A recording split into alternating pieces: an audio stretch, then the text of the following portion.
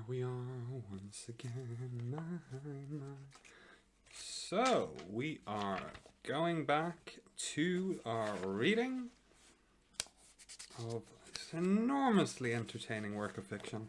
And today's chapter number 20, it's just chapters. Let's not call them surahs, they're chapters. I make that mistake so many times.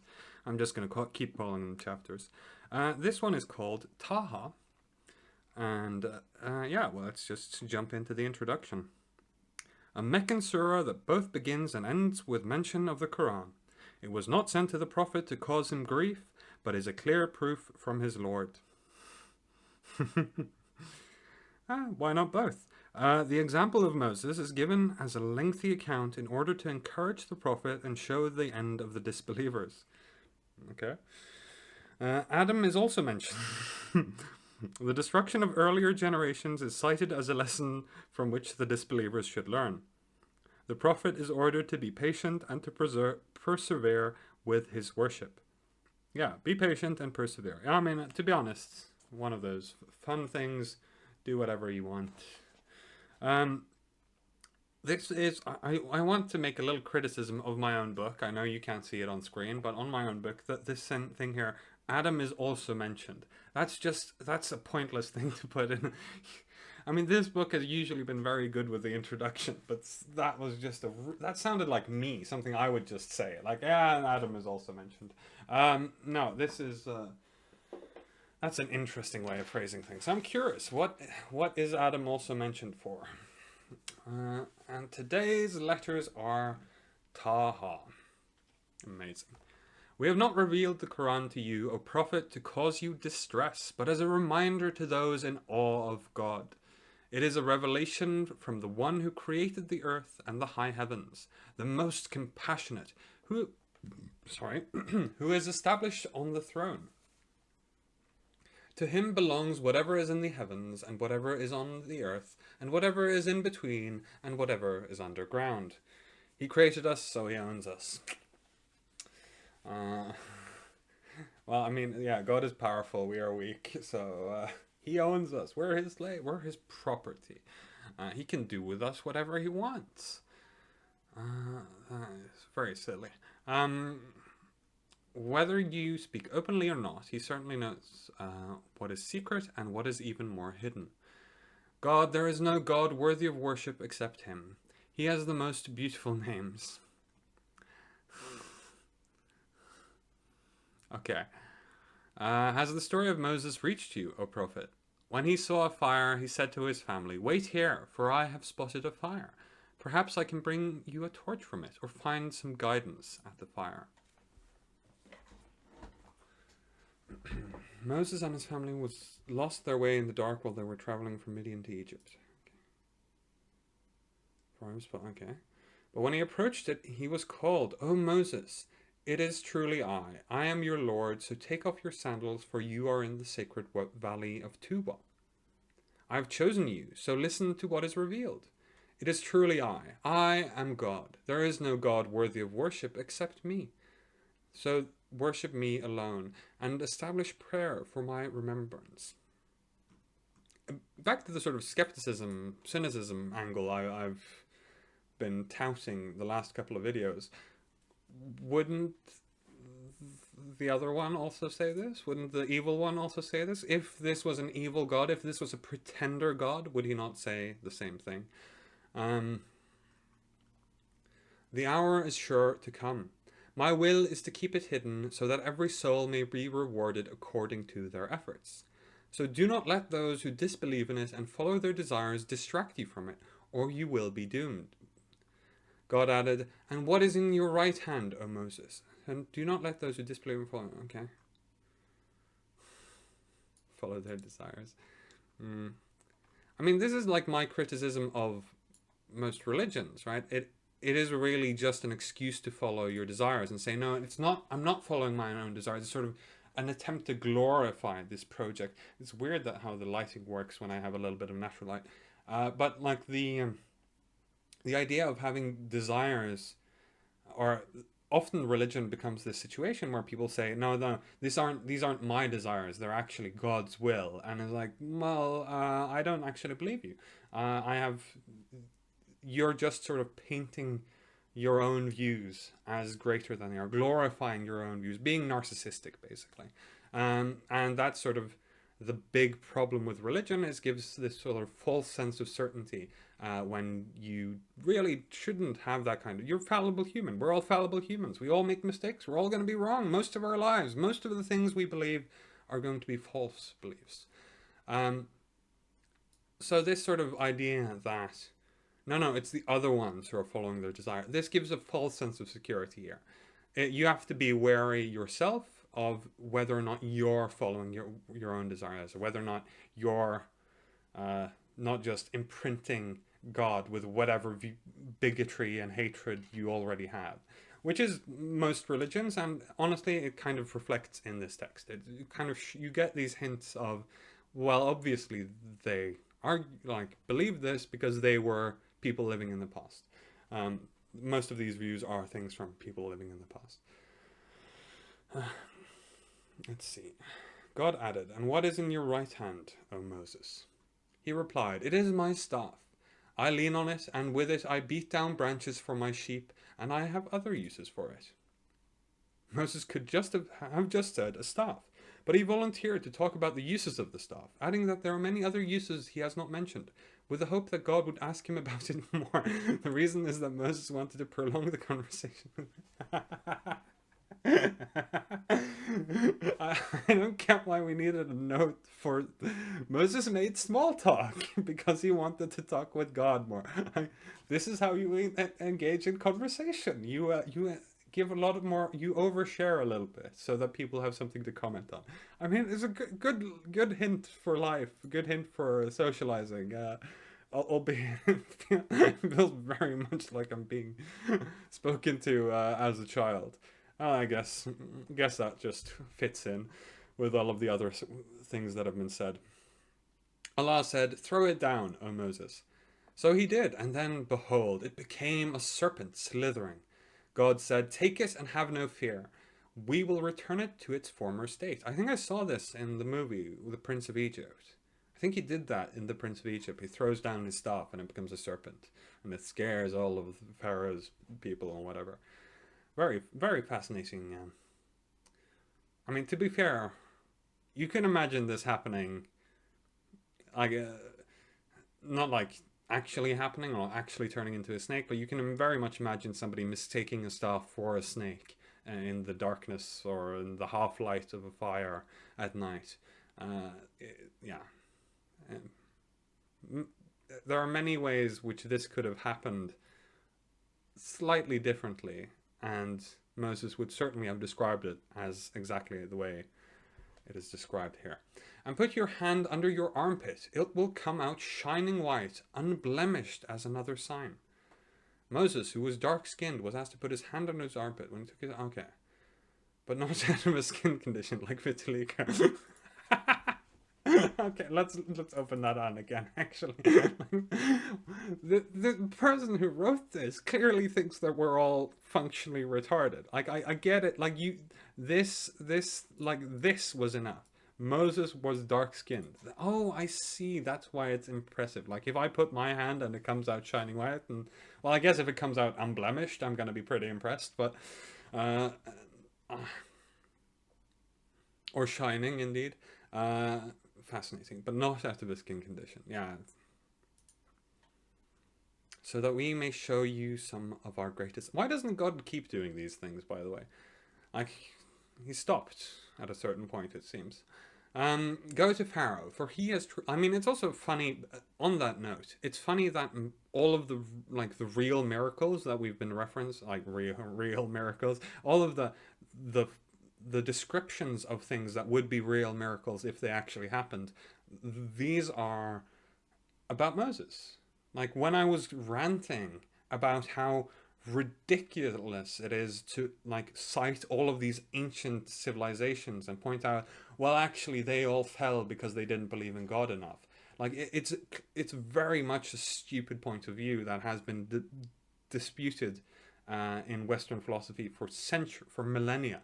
Um, but it's but with Moses, there are specific examples. Like I was consistently informed that actually no, the proof isn't just in the Quran. The proof is actually they were all shown miracles, and the proof by punishment, as I called it, is it's just a misinterpretation by me. But it's I think it's very telling here that all of the times we get examples of actual miracles, it's from Moses. The only person, like, if, being as naive and childish as these footnotes intend, I have only one assumption that fits the available evidence, and that is that only Moses got miracles, and everyone else got proof by punishment. Accept the belief, accept faith without reason, or else you will be punished. That is what we get from the other examples.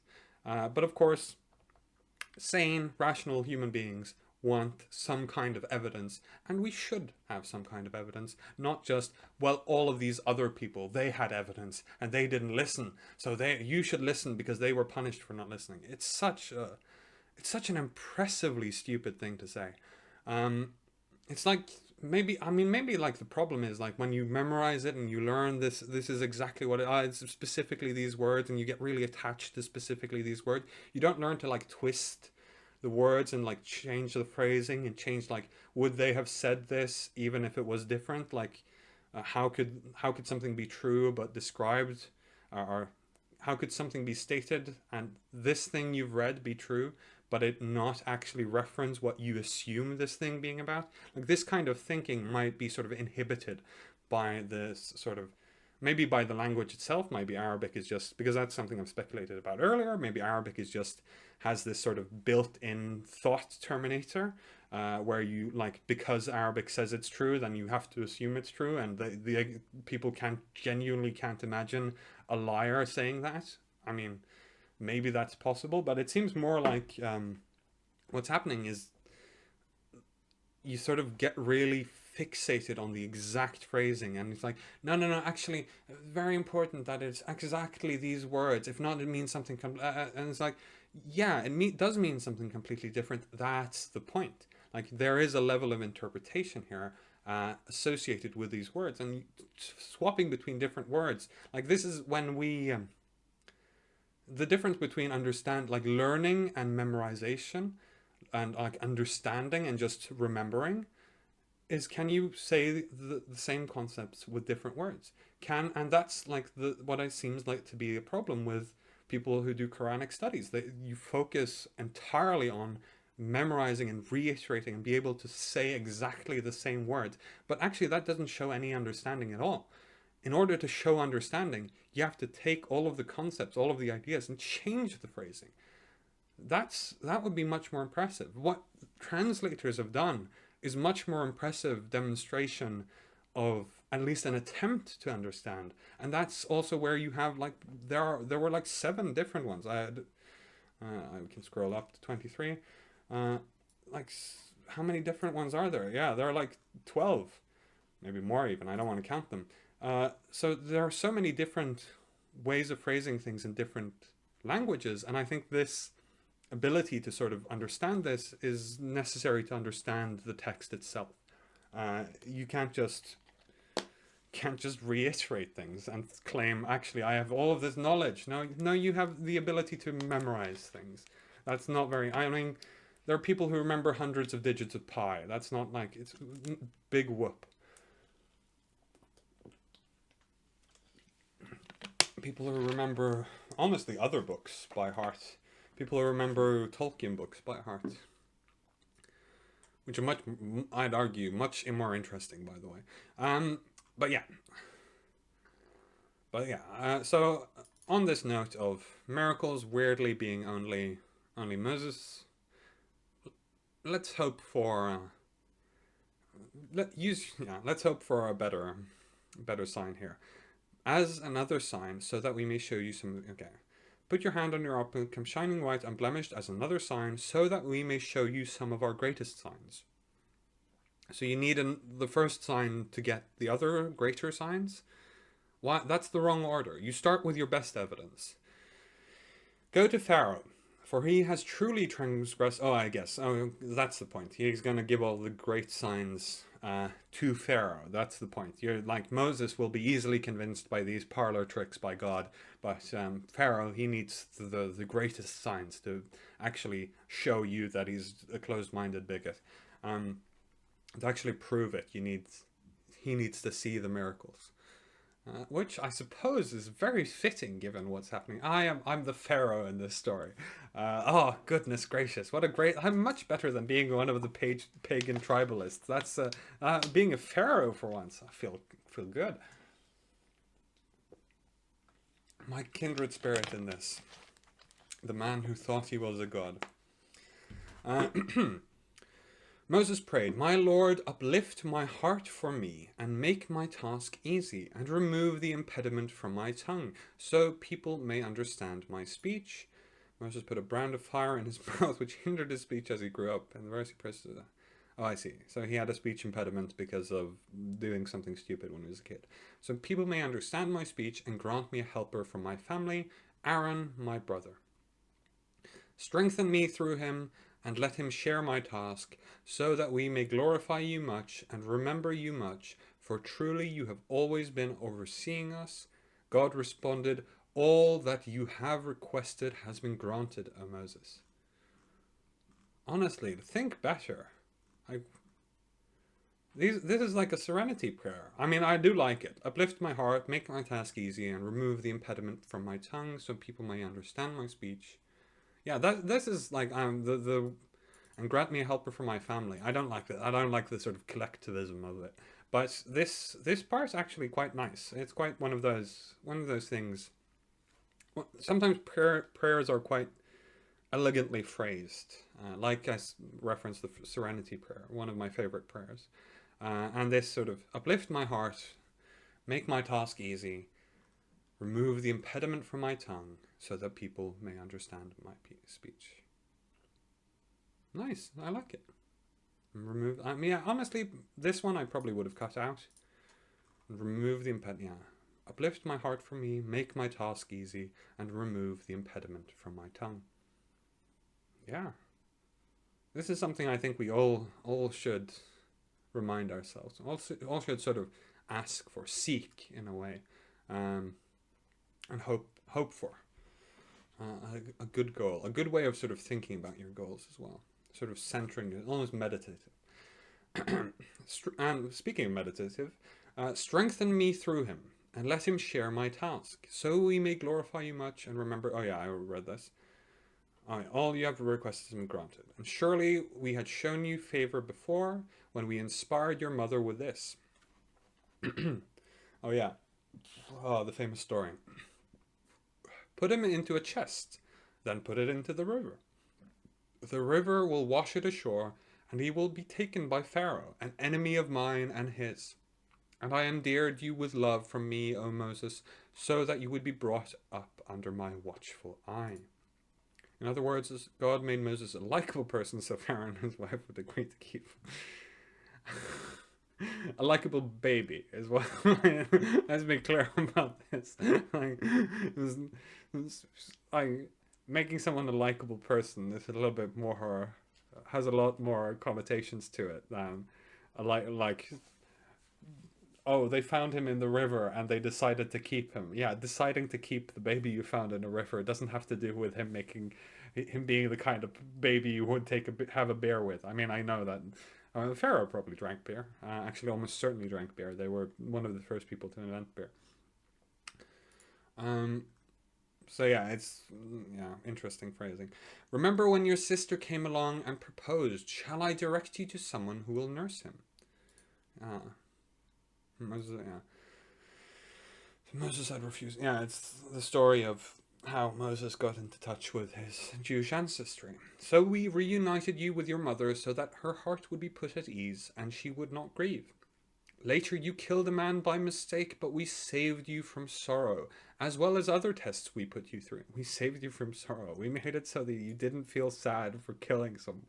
This is not a good thing. A lot of the things phrased in this book as being positive are actually really negative. Actually, extremely negative, extremely disappointing that adult human beings don't recognize the name. Like I've mentioned, at the very least, Christians have the are at least ashamed of the stupid things in their text. At least they make some effort to sort of discredit and undermine and sort of, well, actually no, maybe like they were stupid, and like we've moved past that, and like a lot of progress has been made, and it all depends on like this ability of other religions to actually be ashamed of their pasts rather than sort of be very proud of their own religious texts. It's sort of an understanding of the historical context by which these things were said.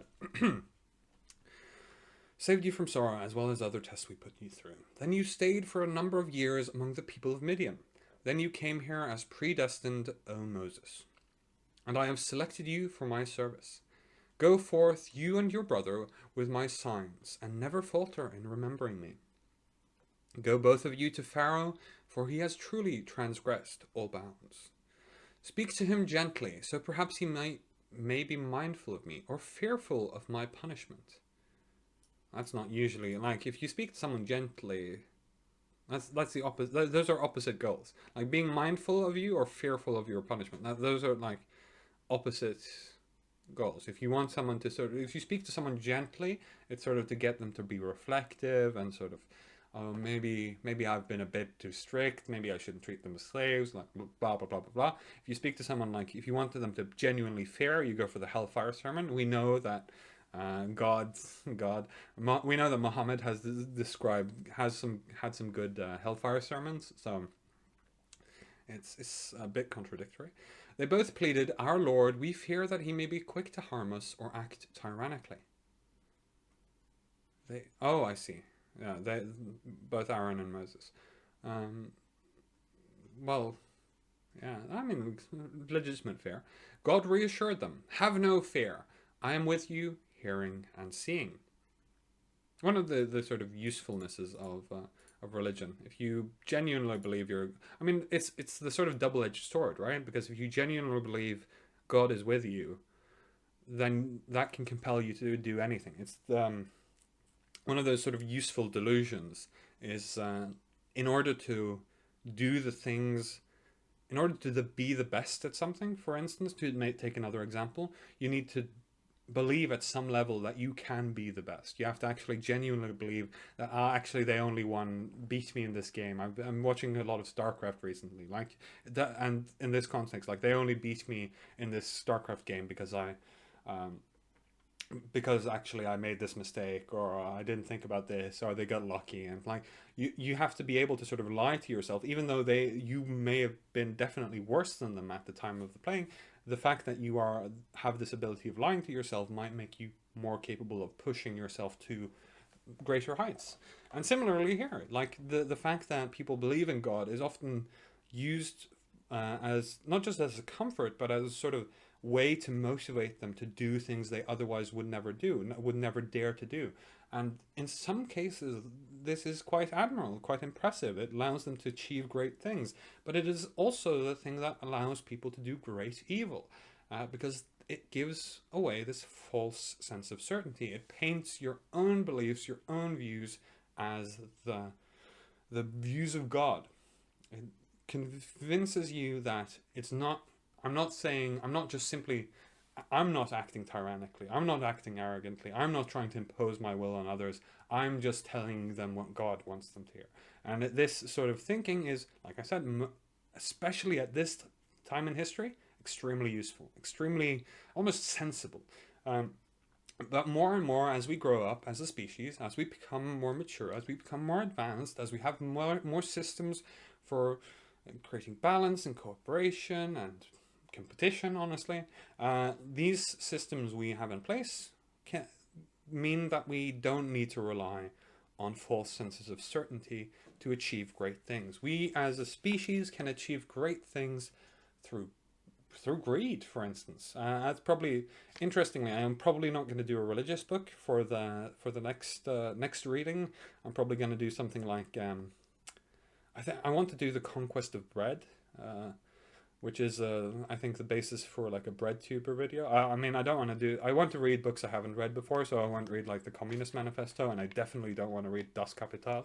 But conquest of bread seemed like an interesting thing to stop at. Let's see. So go to him and say, indeed, we are both messengers from your Lord. So let the children of Israel go with us, and do not oppress them. We have come to you with a sign from your Lord, and salvation will be for whoever follows the right guidance. I mean, not from... It sort of implies, which is an understandable delusion a lot of Muslims seem to share, that everyone actually started out believing in the right God, and all of their views were somehow corrupted at some point in time. The Pharaoh did not believe in their God. Like the starting position isn't Islam, and then you go everywhere else. The starting position is, I'm a child, I don't know how anything works. The starting position is nothingness.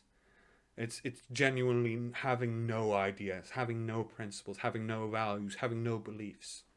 All of these come from lived experiences, and sort of the way our minds interpret and rearrange them. So specifically, the Pharaoh didn't believe in the same God. Specifically believed in quite a lot of different gods, and partially believed that his own lineage was a divine lineage, that the pharaohs themselves were divine. So when they say, if they presumably said this, we have come to you with a sign from your Lord, and it's like, you've come to me from a sign from me? It doesn't make sense as an appeal to someone who doesn't believe, but it does make sense to people who think that everyone starts out with Islam, just to sort of escape the burden of proof problem.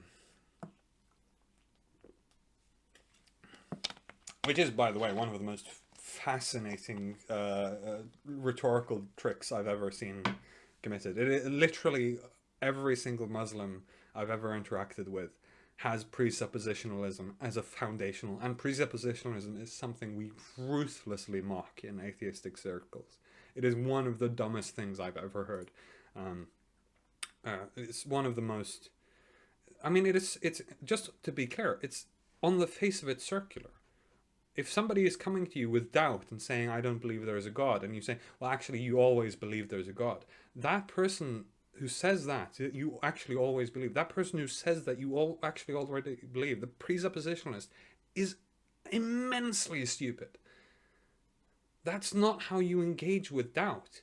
You're literally just denying their experience, denying their understanding, denying their ability to have an understanding, because actually it makes your position easier to defend. Or presumably that's the reason. That seems to be the only reason. It seems to be the only reason is so that you don't have to doubt things. Apparently, because doubting things... Sorry, I'm a bit warm. I'm not gonna... I hope not to be too sexy, but a bit warm today. I've got a new oven. Maybe that's why. So very fascinating. Just as a weirdly long aside here, it's weirdly fascinating that this is such a foundational part of Islam, is presuppositionalism, one of the dumbest things to come out of religion ever. But that's all I have to say. And salvation will be for whoever follows the right guidance. It has indeed been revealed to us that the punishment will be upon whoever denies the truth and turns away. Okay. I mean, I'd say that if that's the case, then...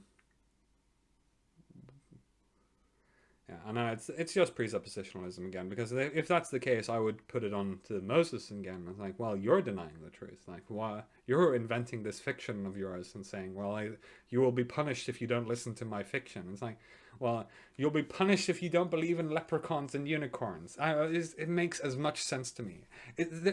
Actually, a better metaphor. This is adult Santa. This is R-rated Santa Claus. It's like, if you don't believe in Santa Claus, you'll get coal in your stocking. And this is the level of stupidity I feel like I'm dealing with here. But then Pharaoh asked, "Who then is the Lord of you two, O Moses?" He answered, "Our Lord is the one who has given everything in its distinctive form, then guided it." Uh, yeah, the Creator. Uh, and yeah, not just a deistic, but then a theistic God. Pharaoh asked, "And what about previous peoples? Yeah, what about they also claimed the same things?" Moses replied, "That knowledge is with my Lord in a record. My Lord neither falters nor forgets anything." Well, I mean, this is because this is like, think about this in context. Like the other times, it's been like, oh, this sounds like Muhammad is arguing with somebody off screen. Like it sounds like a half of a dialogue while reading some of these surahs. But here, it's like Muhammad is telling the story, and Moses is put on the spot and doesn't have a comeback. It's it's like, well, actually, no, no, no. I don't know the answer, but my God knows the answer. So actually, your retort, I'm not gonna respond. My God has kept. My God has never forgotten anything. It's like that's you're not engaging with it. You're not actually thinking. Faith is the end of reason. He is the one who has laid out the earth for all of you, and set it in pathways for you, and sends down rain from the sky, causing various types of plants to grow. So eat and graze your cattle. Surely in this are signs for people of sound. No! No! The opposite is true. You're just referencing nature and saying, well, he did it. This being I've invented out of my own, pulled out of my own butthole, this being who I ripped from my intestines, this being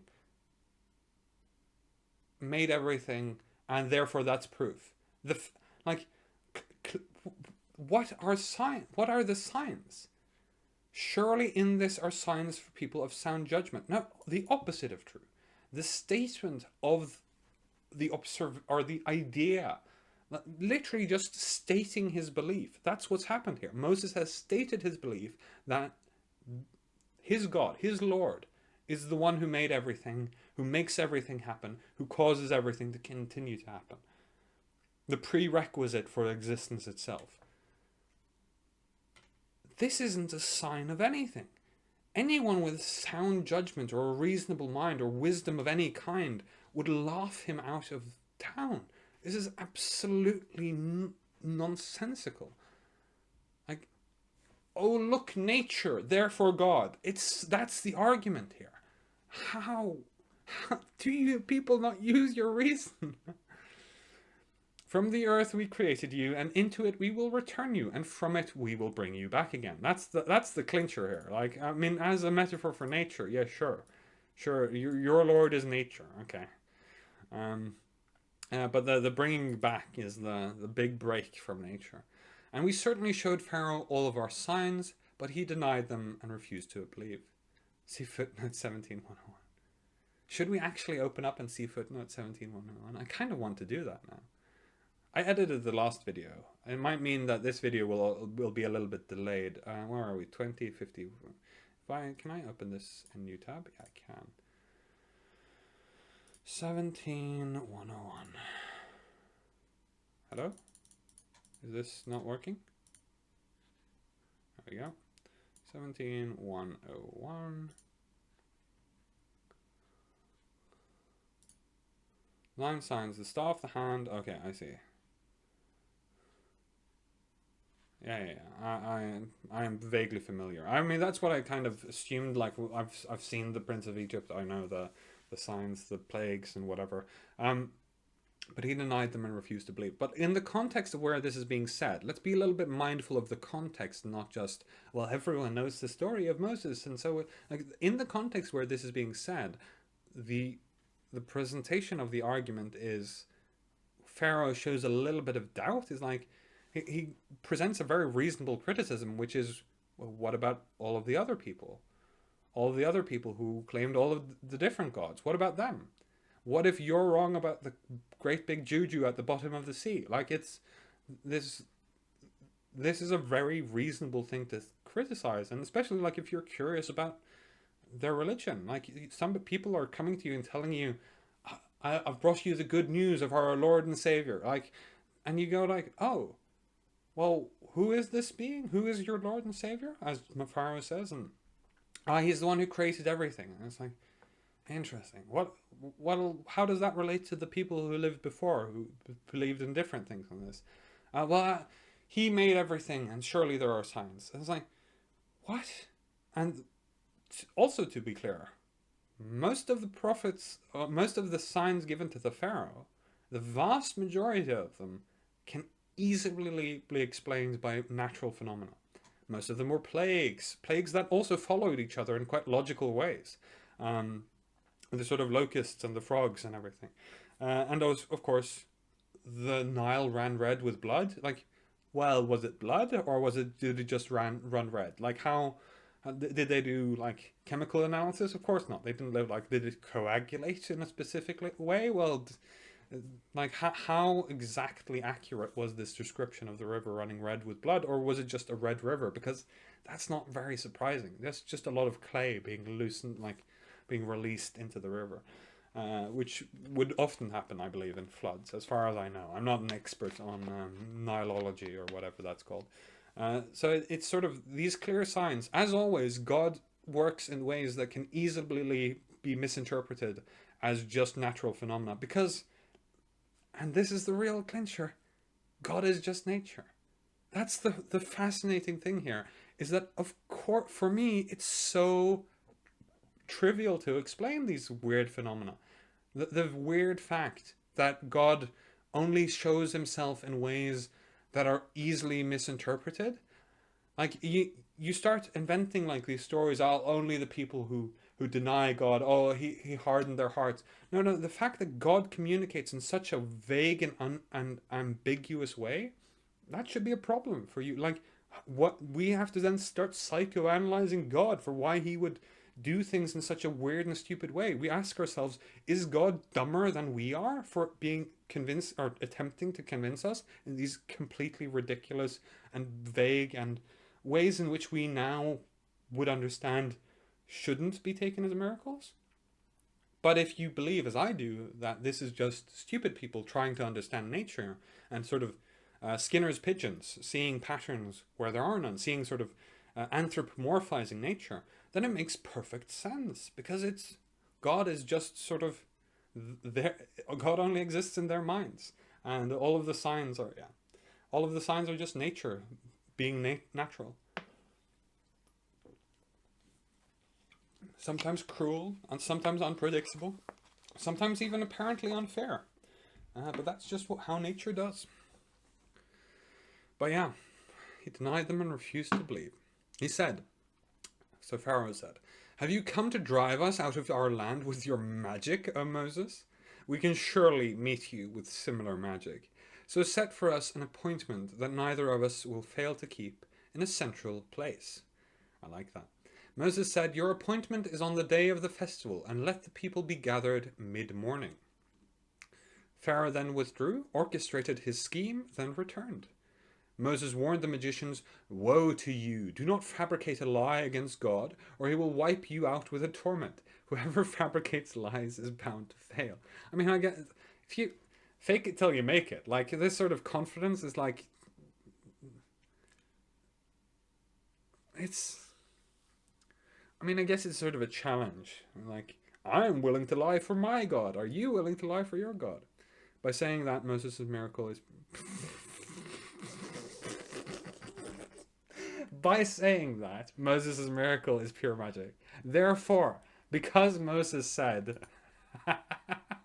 words are cheap, do you not understand? I understand that we live in this realm of debauchery, but that's one of the benefits of living in this realm of debauchery and lies, is that I know that words are cheap, and that Moses is no better than Moses and Muhammad and all of them no better than this con artists of crypto scams all over.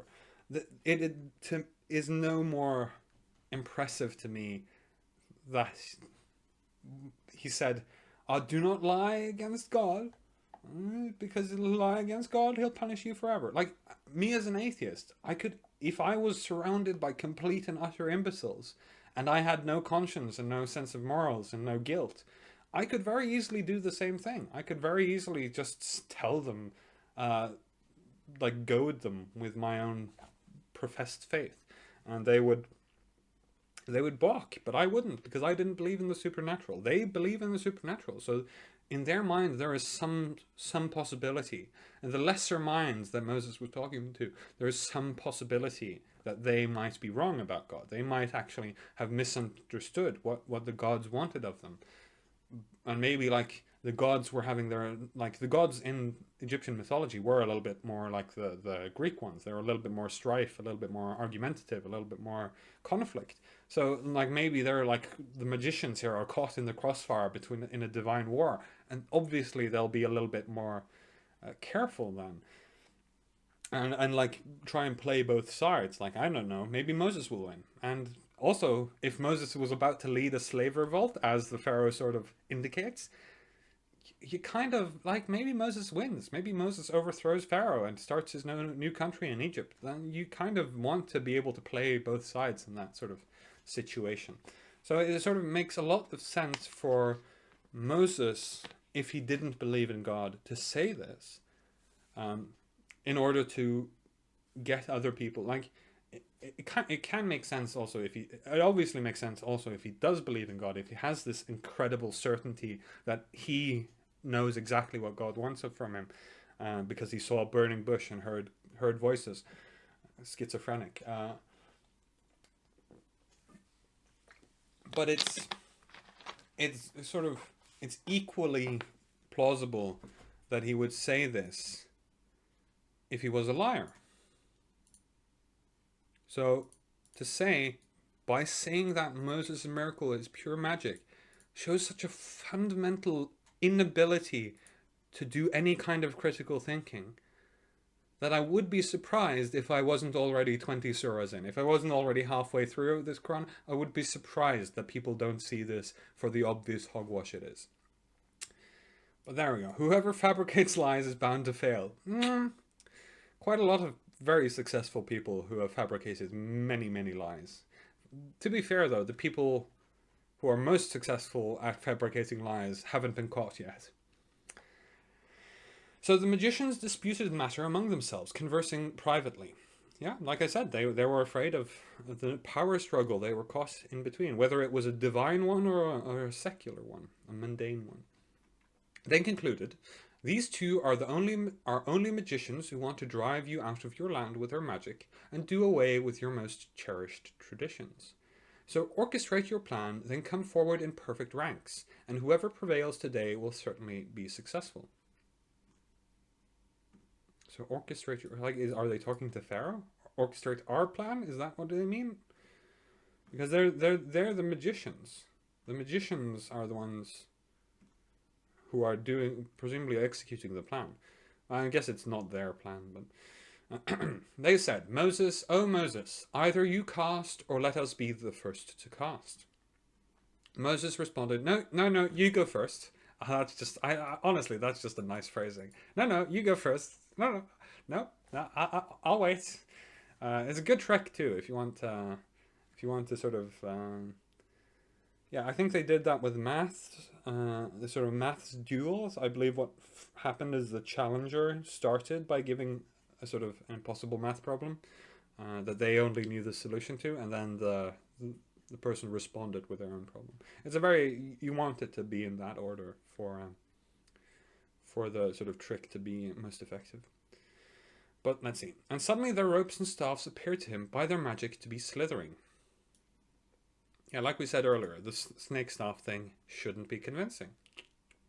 And here we see the magics. Here, by the token of the book itself, non-divine reasons can make the same phenomena seem to happen.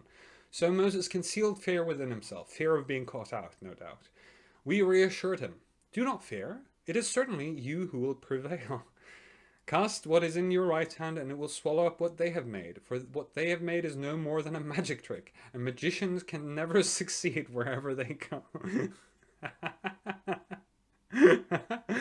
Also, quite a lot of successful magicians. Admittedly, the best kinds of magicians are the ones who tell you that it's all a trick. Obviously, they don't tell you the trick, but it's implicit in modern magicians. Like what I associate with magician isn't like a sorcerer, which is what is being sort of described here. Um, like for us, magicians and magic tricks and the sort of them being tricks and illusions. That's par for the course. That's expected.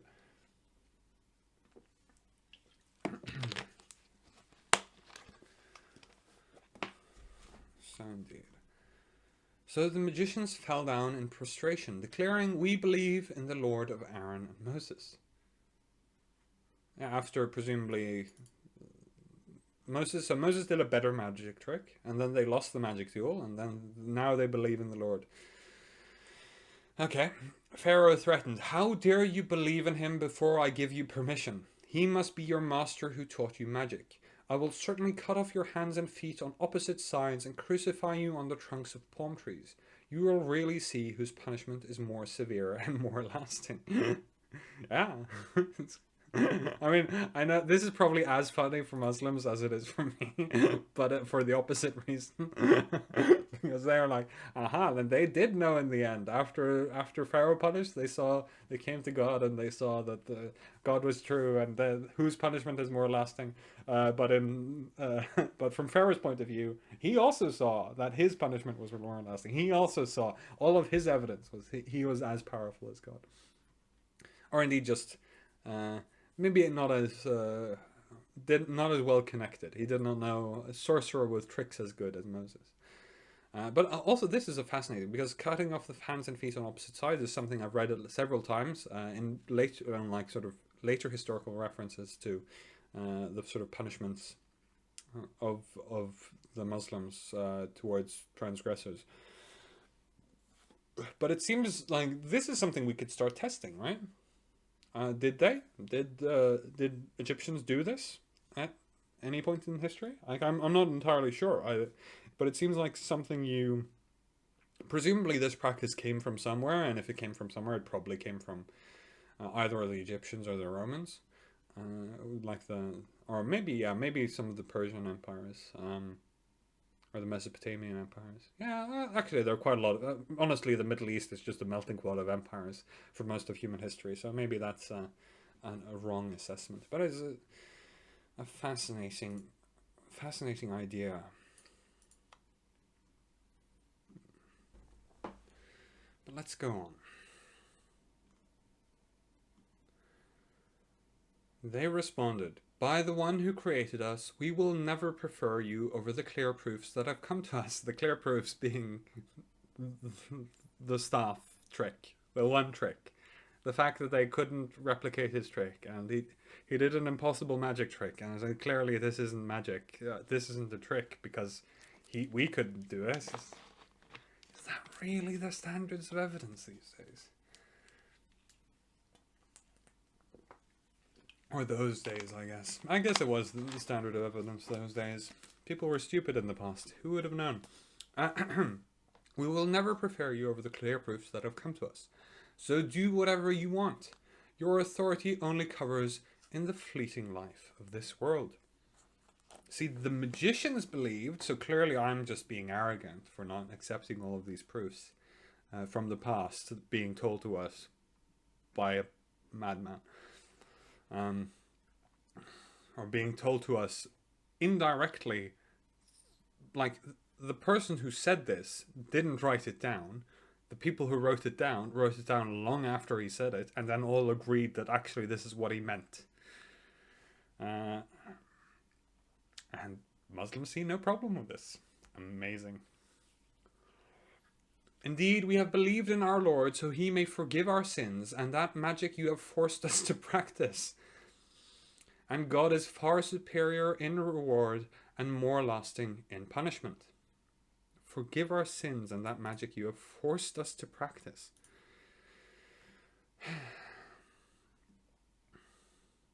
No respect for their craft. Whoever comes to their Lord as an evildoer will certainly have hell, where they can neither live nor die. Now that's metaphysically interesting, where they can neither live nor die. I mean, I know from the context it's like, it's being poetic, like being going to hell. You can't have like a fulfilling life, nor will you ever have sort of the peace of death. You will always have sort of a thing in between. But that's such a Lovecraftian quote. It's very interesting. Whoever comes to him as a believer, having done good, they will have the highest ranks. Again, such a tragedy to sort of associate this idea of belief and doing good. Such a tragedy. Such a tragedy that enables people who are otherwise evil to convince themselves that no, because I'm a believer, I'm doing good. Because I believe in the true God. Everyone else who's telling me that God wants something else, they're actually the evil ones. Tragic. The highest ranks they will have. The gardens of eternity, under which rivers flow, where they will stay forever. That is the reward of those who purify themselves. Purify themselves of wrongthink, for instance. And we surely inspired Moses, saying, leave with my servants at night and strike a dry passage for them across the sea.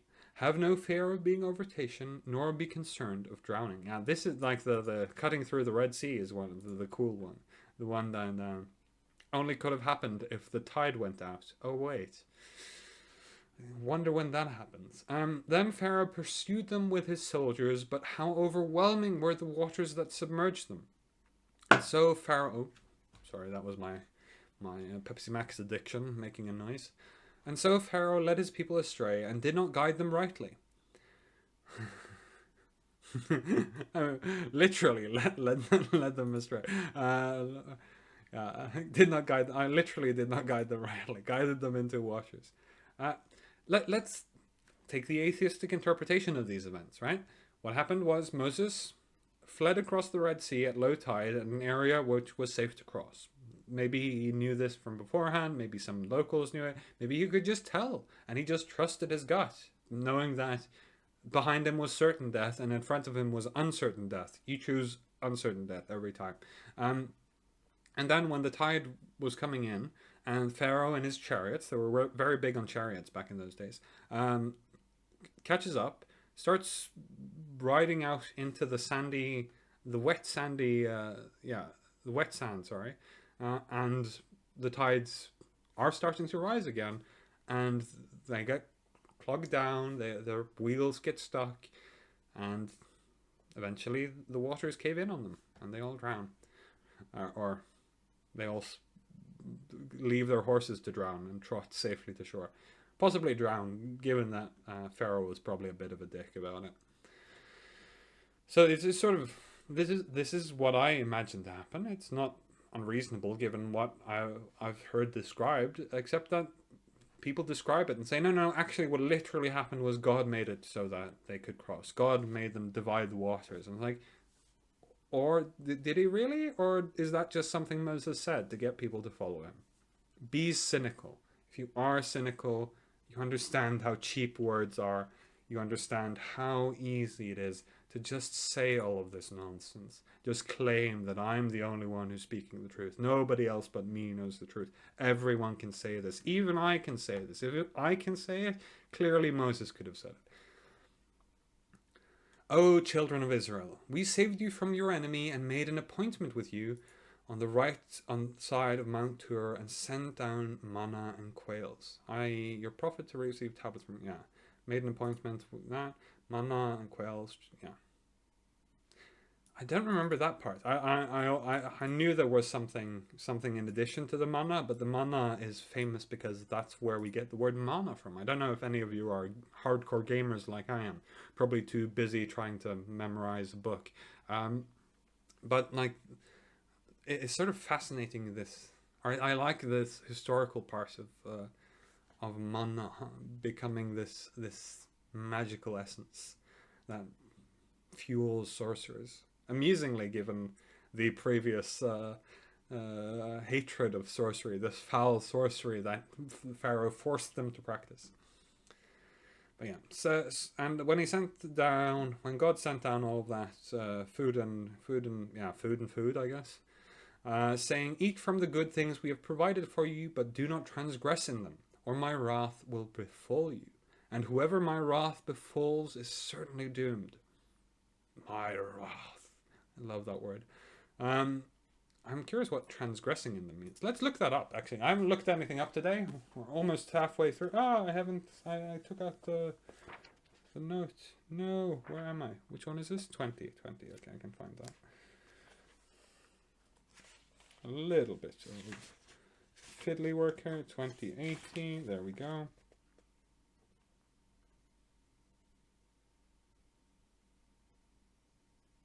No, unfortunately not. Do not overstep the bounds. Okay, that's an interesting. Yeah, because transgressing in them sort of implies that it's a transgression, has some sort of transgression to do with the food itself, whereas this in translation sort of implies that it's has to do with sort of the following the rules of God in general, rather than sort of specifically like maybe being greedy about the manna would have made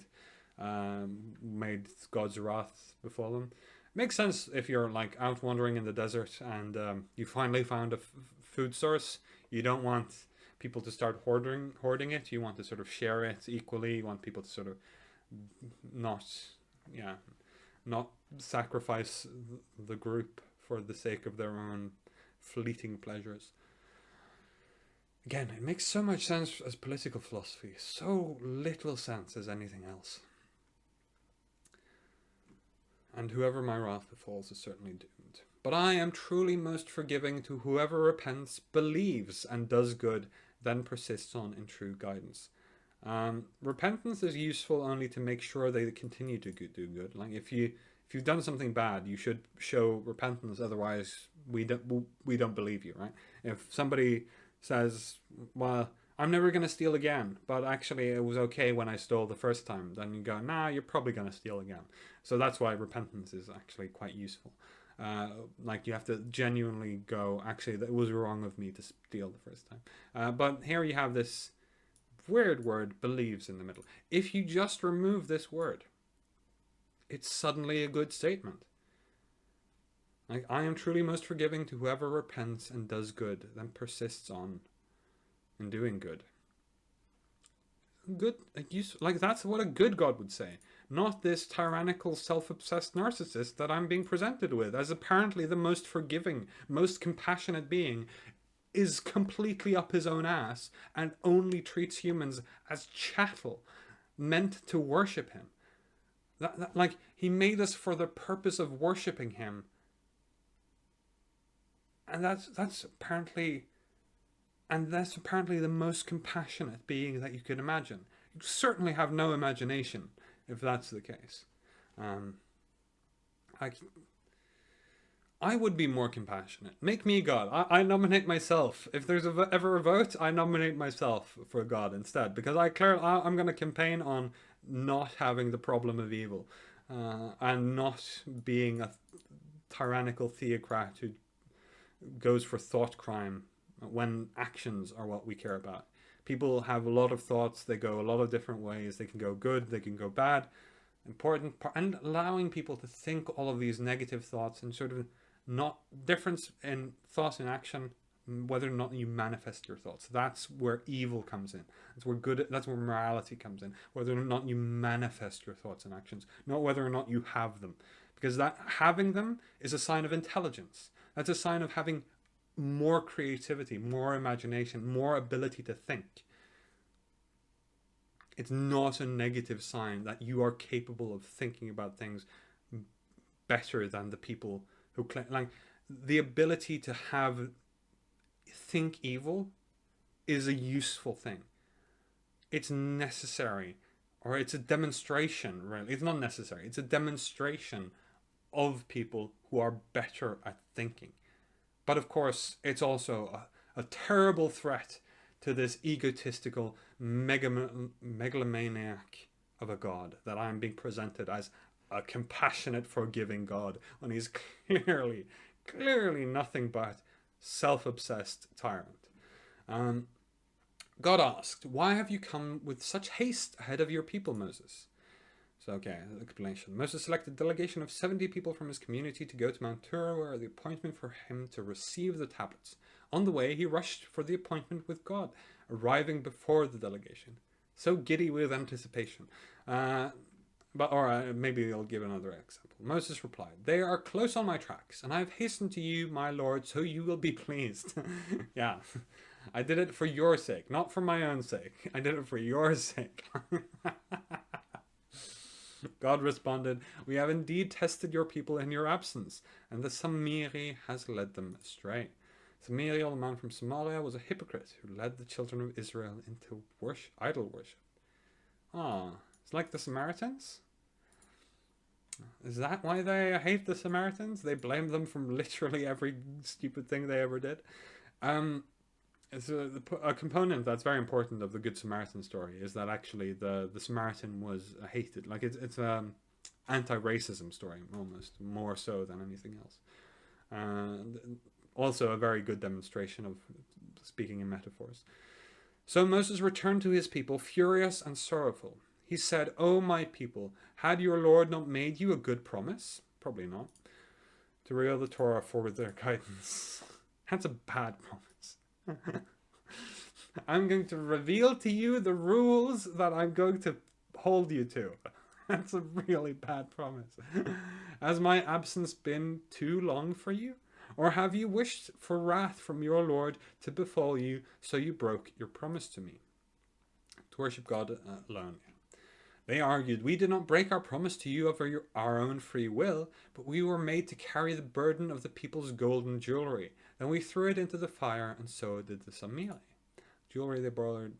Yeah, okay. They borrowed the jewelry they borrowed from their Egyptian neighbors before they fled Egypt. The spoils after the slave revolt. In the context, let's be clear here. This is what atheists think this story is actually about. If it really had any historical basis whatsoever. It probably did. Like, there were probably a lot of slave revolts in the time. It was probably a slave revolt coinciding with a series of very bad natural disasters,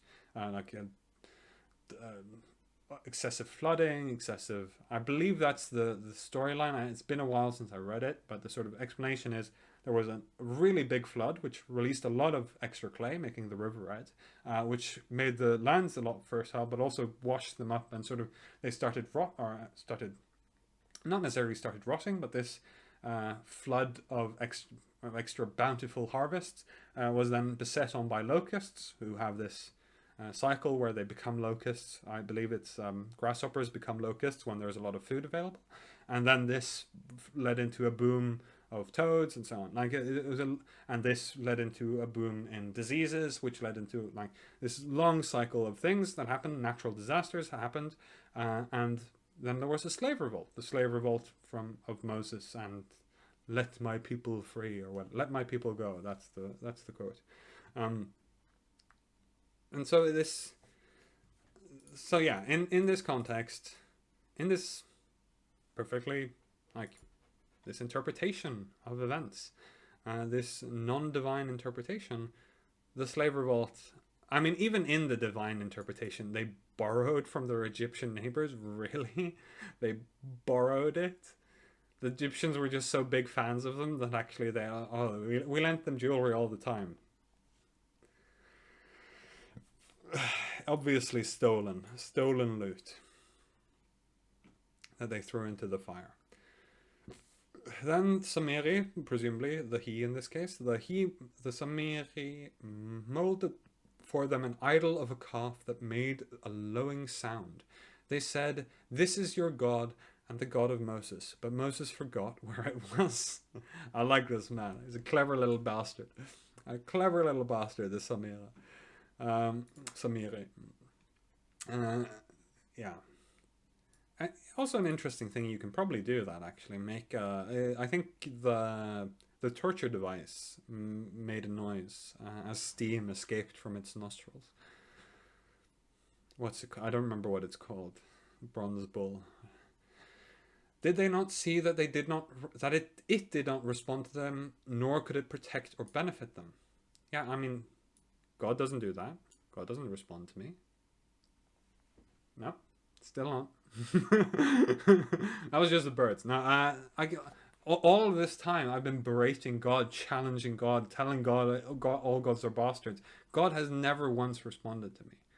Like even when I was a nice little young lad sitting with my hands clasped, praying to God for good things to happen to the people I loved, God never responded. Like good things kind of happened and didn't happen according to very obvious and or not always very obvious, but quite often quite obvious mechanisms. Like if God is interacting with our lives, He's clearly doing it using the physical world. He's doing it in such a way to make it seem as if He isn't there.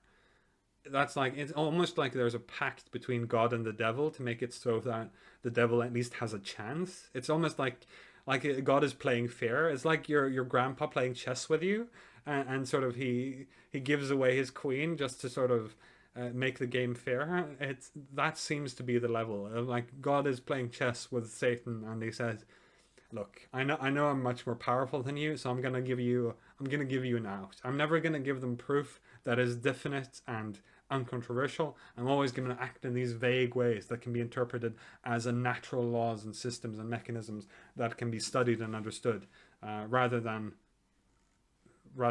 actually responding to us or protecting us or benefiting us. Like rather than actually interacting with us, God seems to interact with literally only the people who say, like not and yeah, not even those. Of all the people who say they hear the voice of God, most of them, I think everyone would agree, most of those people, regardless of how religious you are, most of the people who say they've spoken to God are nut jobs who haven't spoken to God. So why is God so goddamn ambiguous? Why can't He actually? Can you not? Can you not see that God does not speak to you? God does not protect you. That God does not benefit you. Aaron had already warned them beforehand. O my people, you are only being tested by this, for indeed your one true Lord is the most compassionate. So follow me and obey my orders. This is interesting because we read earlier, and I sort of reacted a little bit to it. We read earlier about the story of Moses and Aaron, and I reacted to this idea of that Aaron sort of course, he claimed that he had nothing to do with it when Moses came down from the mount.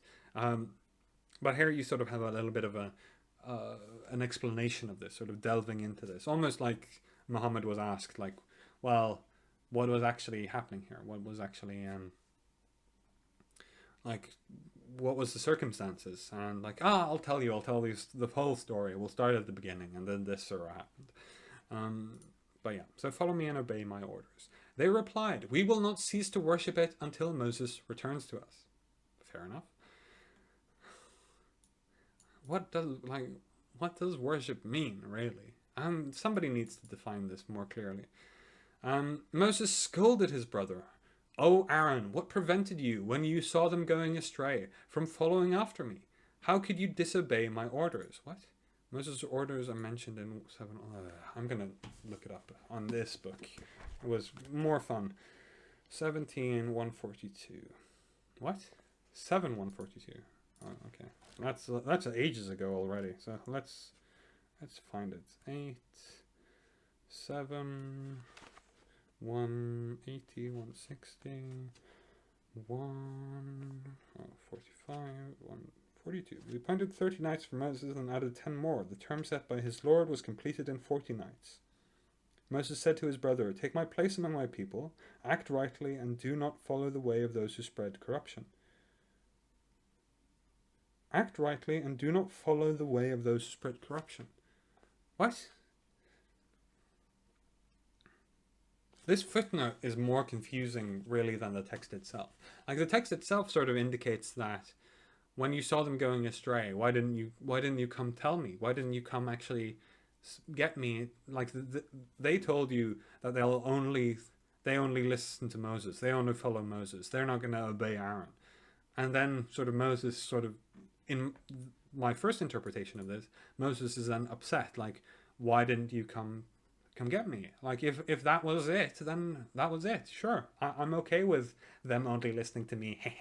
But like if that was it, then that's the admonishment I interpret here. But this note and what we read from the text, the Moses' orders, indicates that actually the problem here was. I, I'll keep it open again, but it indicates that the problem was you shouldn't. You should have followed in my footsteps. The word follow isn't literal in this sense, the way I interpreted it at first, but metaphorical. You should have followed me, been like me, and done like me, and made them stop. That's the interpretation that is indicated by the footnote, which I think is a really silly interpretation. The literal one is perfectly valid in this context. Aaron pleaded, "Oh, son of my mother." That's honestly, I don't know why, but that sounds like an insult. Oh, son of my mother. Maybe mother lover is just too much of a good modern insult. Do not seize me by my beard or the hair of my head. I really fear that you would say, you have caused division among the children of Israel and did not observe my word. I mean, this also is referencing what happened earlier, where it was described that Moses like grabs him by his beard, and it's like a great mental image of like Moses like, "Why are you doing? Why didn't you stop them?" But yeah, you have caused to. Yeah, I really feared you would say that, which is a fair and reasonable thing. Like Aaron seems like a nice guy, if somewhat pathetically a pushover, like extremely a pushover. Um, Moses then asked, "What did you think you were doing, O Samiri?" He said, "I saw what they did not see, so I took a handful of dust from the hoof prints of the horse of the messenger angel Gabriel, then cast it on the molded calf. This is what my lower self tempted me into." Okay, this verse could also be translated as follows. "I had an insight which they did not have, then grasped some knowledge from the messenger, but later threw it away. It's what my lower self tempted me to do." According to many Quran commentators, while Moses and the children of Israel were crossing the sea to escape abuse by Pharaoh and his people, the Samiri saw Gabriel on a horse leading the way, and every time the horse touched the ground, it turned green. So the Samiri took a handful of dust from the hoof prints and later tossed it at the calf, so it started making a lowing sound. All magic comes from God. It couldn't have been like literally. It's. I mean, I guess he wouldn't like. Muhammad and the Muslims wouldn't have known, but how easy it is to make sound happen, usually through heat, admittedly. But I do want to look this up in the book because if there is some uncertainty in interpretation, I much prefer my own translation. It makes a lot more sense, probably because this is a London-based I don't know if he is British in any real sense, but he's. I think one of the credentials is he studied he's born in Egypt, Cambridge and London universities. Yeah, taught Arabic. So yeah, like this. Maybe it's just that he sort of understands the culture I've been exposed to more. Obviously, I'm Norwegian, but I lived in London, so maybe that kind of makes it more understandable to me. But let's see, this is 96, right? What is the matter with you, Samari? He replied, "I saw something they did not. I took some of the teachings of the messenger, but tossed them aside. Literally, I took a handful from the trail of the messenger and flung it." Okay. "My soul prompted me to do what I did." Interesting. Again, I think, like I said, this book, much more lucid interpretation of these things. I mean, it might still be that he shares this interpretation of this weird explanation and weirdly unnecessary explanation, but the idea being that he saw what Moses did, like Moses the messenger, saw what Moses did. He took some of that, and then he used it, ignobly. That's like what I would argue is a very much more reasonable interpretation than Well, actually, he was following the angel Gabriel, and he picked up the dust from the hoofsteps of the horse that the angel rode, and he threw it onto the calf to make magic happen. And God decided to let that happen as a test for his people. And so, like, so much easier to just say Samiri was somebody who saw how easily manipulable these people were, these children of Israel. But obviously, you can't say that because that undermines Moses' ability to lead them. But he saw how how easy it was to manipulate them, how easy it was to get them to follow, sort of, be united behind a common cause, a common good, a common God, and sort of have this sense of community instilled on them through religion. He saw how easy that was to sort of make happen by Moses' example. They followed the trail of the messenger and took from this trail and then flung it into the wilderness, scattered it, cast it aside as if it was an unimportant thing, as if he didn't take seriously the importance of leading your people. So Samiri is like a pretty stock standard, power hungry idiot, really. Like, if imagine if you're like, put yourself into the mind of like a teenager who's like who sees this happening. An intelligent teenager sees his people following him and like, I wonder if I can do that. And then he did that, and it turned out it was much easier than he thought. But of course, this book wouldn't say that, because then it becomes clear that these were gullible retards. But that's just my insight. Moses said, "Go away then, and for the rest of your life you will surely be crying, 'Do not touch me.'" Meaning alienated away. Yeah. I mean, I do that already. Then you will certainly have a fate that you cannot escape. Now look at your God, which you have completely devoted. We will burn it up and scatter it. Okay. You will have a destined time. Yeah, literally destined time. Interesting. Interesting that this phrase being used, this destined time, is being used here as a fate. Although maybe it is, yeah, there is some nuance in interpretation here. A destined time that you can, then you will certainly. Weird phrasing. Now look at your God, which you have been completely devoted. We will burn it up and then scatter it in the sea completely. Now, my interpretation indicates that this wouldn't have been a big deal for him. Like being cast out into the desert. To be fair, though, it seems like he repented. Like, this is what my lower self tempted me into. But the most forgiving, most merciful God, nope, he doesn't care. He's all for Moses' horrific torment. Moses' imposed exile. Then Moses addressed his people. I guess to be fair, this is sort of the sort of following the law of the land and letting God. Well, it's not really letting God judge it, but it's sort of. If somebody truly repents, which it seems like he did, like, this is what my lower self tempted me into. This is like, clearly Samiri is a person who feels guilt for what he did.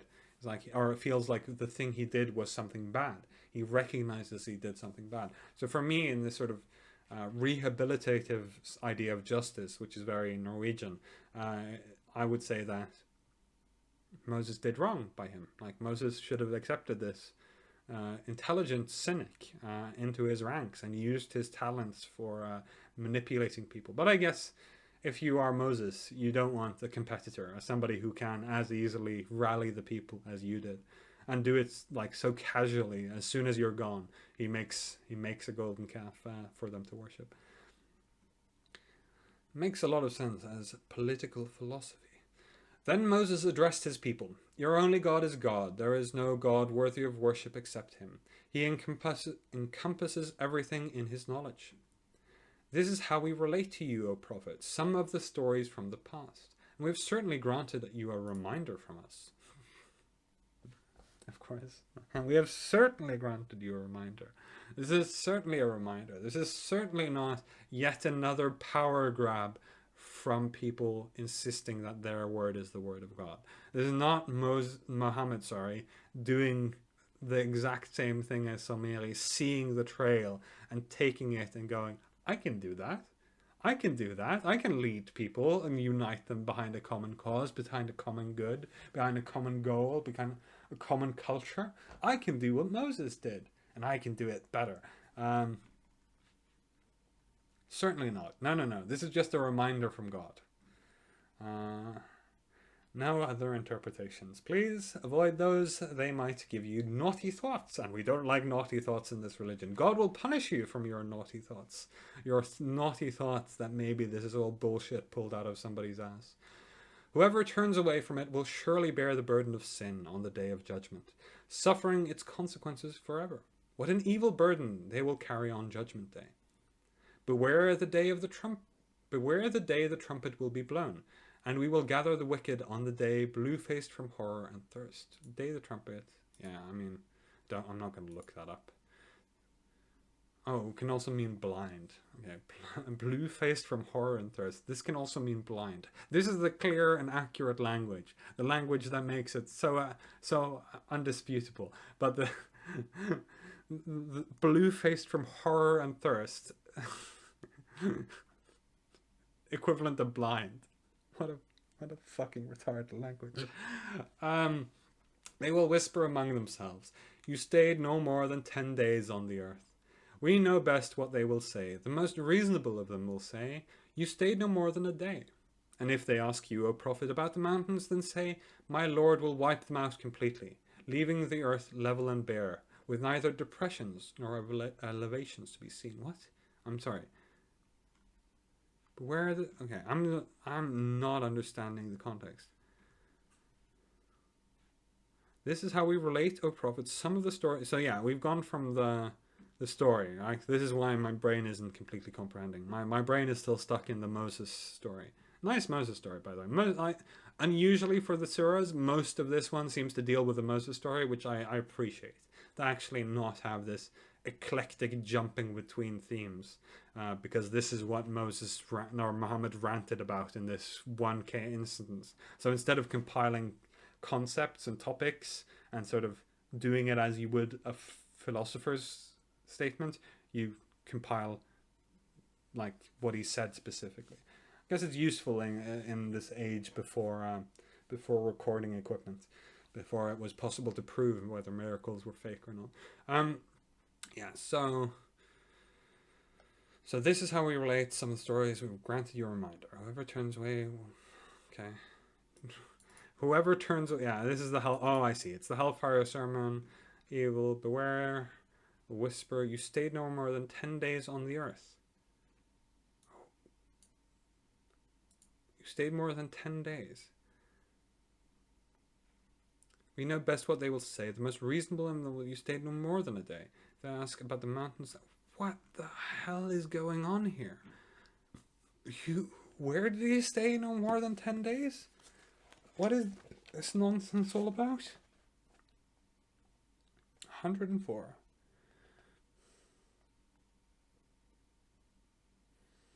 In this way, whoever turns away, gather sinful sightless.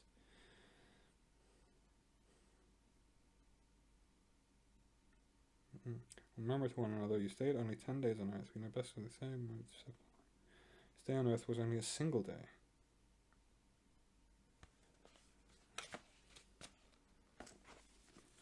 I mean, I have no ability to comment on how stupid this is because it's such a weird, out of field thing. Is it like talking about like the prophet only existing for a day? What? The most reasonable of them will say you stayed no more than a day. Obviously, if this text is saying the most reasonable of them, it means that the most unreasonable of them, the most deluded of them will say you stayed no more than a day. Because, of course, by doing that, you get this impression that everyone else must be more deluded than this. And so you don't actually have to think about anything, because that's what's so good about religion. You, instead of thinking, you can just memorize things. How great isn't that? But yeah, if they ask about the mountains, then say, my Lord will wipe them out completely, leaving the earth level and bare, with neither depressions or elevations to be seen. What a wonderful thing to ask about them, like ask about the mountains. Well, my God is powerful, therefore he's true. I say he's powerful, therefore I say he's true, and therefore he is true. It is true that he is true. It's truly powerful. On that day, all will follow the caller for assembly, and none will dare to deviate. All voices will be hushed before the most compassionate. Only whispers will be heard. Only footsteps. Oh, interesting. Interesting that whispers and footsteps have similar or similar word. And they all will follow the caller for assembly, and none will dare deviate. I think Muhammad doesn't know me that well. All voices will be hushed before the most compassionate, who is clearly one of the most cruel, hateful, bigoted pieces of shit that we have ever invented. On that day, no intercession will be of any benefit, except by those granted permission by the most compassionate, the abusive God we have to keep glorifying, and whose words are agreeable to this abusive piece of shit. He fully knows what is ahead of them and what is behind them, but they cannot encompass him in their knowledge. Encompass, I wouldn't use that like surround is what I the synonym I sort of think of with this. I think one like go around him with knowledge. I think you can use a different phrase here, but so that God fully knows what fate awaits them and what they did in the world. Sure. Or they cannot encompass his knowledge. Okay, that makes sense. Like they can't have more knowledge than him. Well, it makes sense in the context of what I'm reading. And all faces will be humbled before the ever-living, all-sustaining, and those burdened with wrongdoing will be in loss. But whoever does good and is a believer will have no fear of being wronged or denied their reward. And is a believer. Such a poisonous belief system. No fear of being like a good, compassionate God does not care if you praised him enough. If he truly is the most compassionate, and this isn't just something you say to like butter him up to make him hate you less, because he clearly hates all of you, hates all of us. He's clearly the most evil being, so he hates all life and only wants it to serve him. Hates that it doesn't always serve him. But if he truly is the most compassionate, why on earth does he care who believes in him? A compassion, like, if I imagine the most compassionate and most kind and most wise and most generous teachers and guide, like parents and authority figures in my life, they didn't care if they had the praise. They didn't care if people knew that they were the reason all the good things happened. They cared about getting people to do the right thing to other people. They cared about doing good, not about being a believer. Oh, but thinking the belief is an action. Oh, that was a waste of time. I'll have no fear of being wronged or denied their reward. You should have a fear of being wronged or denied your reward, because capricious God.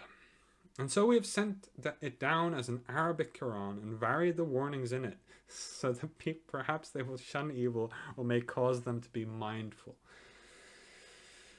And the variations are really bad. I could do a better job. And I don't even believe in this nonsense. If you want a variety of warnings, they're all actually of the same sort. It's carrot stick mentality. It's very much great rewards if you do follow me, horrible punishments if you don't. Like varying exactly how you describe the reward and exactly how you describe the punishment isn't the point of having a varied warning. You have varied warnings by sort of let me sort of give a better example then. Maybe this is an example that happens later. Let's see if I make a trap for myself. Imagine that instead of having these hellfire sermons, this carrot and stick system where you sort of tempt them with goodness and threaten them with violence, you sort of get a little bit into the depths of it and sort of say, what is, like, yeah, I mean, this is too big of an ask for this book because it would probably need the whole of the rest of it to be about it. But to actually explain why these actions are immoral. Why is eating pork immoral? Why is having gay sex immoral? Like, oh, because I told you not to, and all morality comes from me, is not a good enough answer. When we teach children not to do wrong, we don't simply say, do what I tell you or you'll get hurt. That's not, then they don't know what wrong and right is. We teach them, this is how you do right, this is how you show compassion, this is like show empathy, understanding, and be wise. Like we teach them how to think, not what to think. That's the difference. That's why religion is so poisonous. It only tells you what to think, it doesn't tell you how to think. Tragically, but tragic but true. So this is what I want. This is an actual varied warning. Actually delving into the nuances. Actually teaching us uh, morality, not just lecturing us, not just berating us with your words, not just threatening us with vague or not vague, with very specific horrific punishments for doing as we're told. That is the actions of. It makes a lot of sense at the time because these people were dumber than we are and had worse understandings of things and operated worse and had worse moralities than us. And it makes a lot of sense that these people would think of morality in this sort of rules based tyrannical system because that's the only, like, that's how culture and civilization was at the time. Um, but for us right now, this is regressive, this is outdated, this is not good enough. And if I were truly to believe that this came from God, I would need something that is impressive to us now, not just things that might have been impressive to them then. That this is just disappointing. Disappointing because it indicates that it has more merit than it really does. Then again, that is a very common theme here. Exalted is God, the true King. Do not rush to recite a revelation of the Quran, O Prophet, before it is properly conveyed to you, and pray, my Lord, increase me in my knowledge. The Prophet was eager to recite the Quran while it was being revealed to him through the angel Gabriel, so he was told to take his time to learn it by heart once the verses are properly delivered to him. That's a good out. That flipping back to the cynical mind, that's a very good trick. Because what you're then doing is I mean, mindfulness aside, or let's take a moment to note the utility of mindfulness. It's a very good and useful thing to sort of, whether or not there is a God, whether or not this is literal truth or just made up nonsense. In the same sense, it is a useful thing to sort of remind yourself to not sort of, when you're very enthusiastic, you can often sort of get ahead of yourself. Like I'm doing here, like my whole series is this sort of showing my raw and well, unedited. I've started editing out my bathroom breaks, but like my raw emotion as I deal with these kinds of nonsense. Like this indicate like this will have a lot of situations where I will say stupid things, where I will make stupid mistakes, where I will like it happened mostly in the beginning. It happens less and less now that I've started to get a feel for it and started to preempt the kinds of rhetoric being used. And in the beginning, it very often happened that I was like, well, this seems really silly. I mean, what do they mean? That doesn't make sense. And then the next paragraph, next verse, actually explains it to me. Actually goes, oh yeah, this is ayah. That's the word.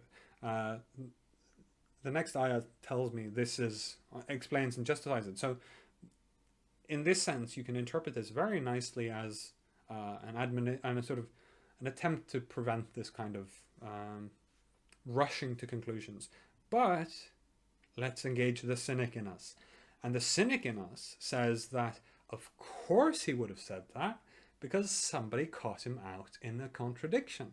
And so, in order to prevent himself from making that same mistake again, he gives himself the out. He tells himself, no, God told me not to rush to recite it to you. I'm humbly learning the truth myself, and obviously I don't have a complete picture yet. And be patient with me. I guess such a good shifting of goalposts. It's like you catch him out in saying something completely wrong, completely self-contradictory, completely self-defeating, and he goes, "No, no, it's just I was too eager. I was too eager to share this good word with you, share this warning with you, and so I stumbled on my words. I had not, I did not repeat it correctly. I did not recite it from heart correctly. I was too enthusiastic. I was too engaged with the idea."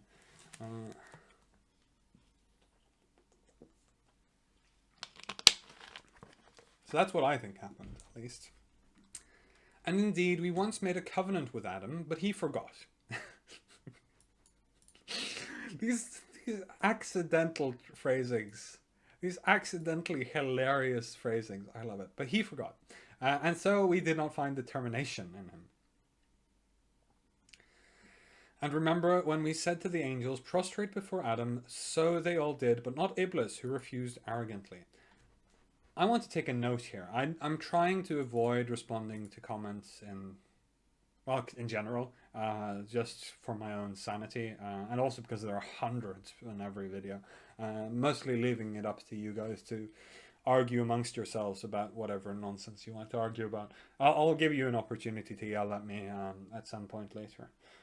But this is something that people stated in the video where I said,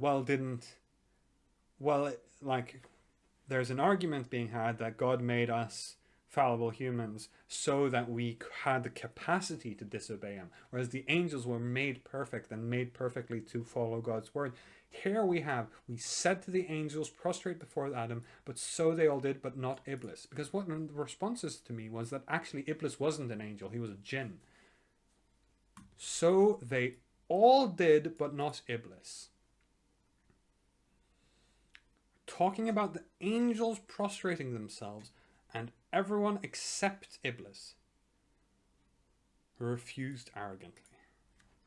I don't want to check the footnote for 234. It's like, clearly your text does not agree with you. Clearly you have not memorized your own Quran well enough. Because, or indeed, perhaps God is just really bad at communicating with you. Because this, sure, it could mean that actually there were loads of angels, and then there was the jinn. There was loads of angels and the one jinn who didn't accept it. Like all of the angels prostrated themselves, and then there was, apart from the angels, this jinn.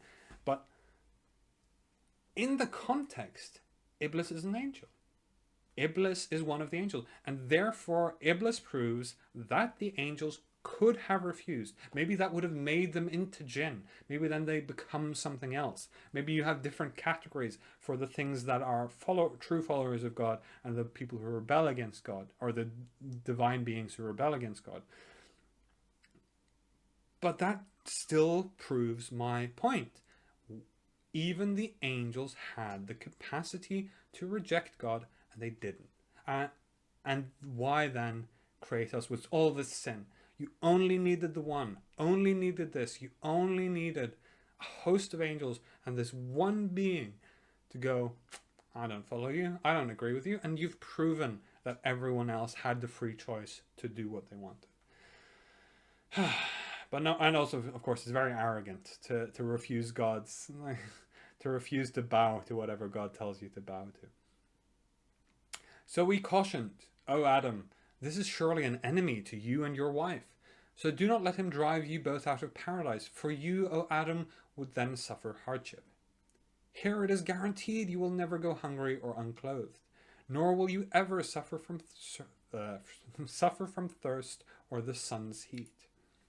There is no sun or cold weather in paradise, only light. Yeah, I've heard that one before.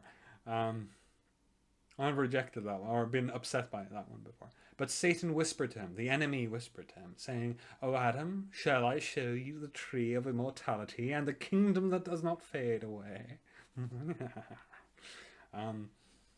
So they both ate from the tree, and then their nakedness was exposed to them, prompting them to cover themselves with leaves from paradise. So Adam disobeyed his Lord and so lost his way.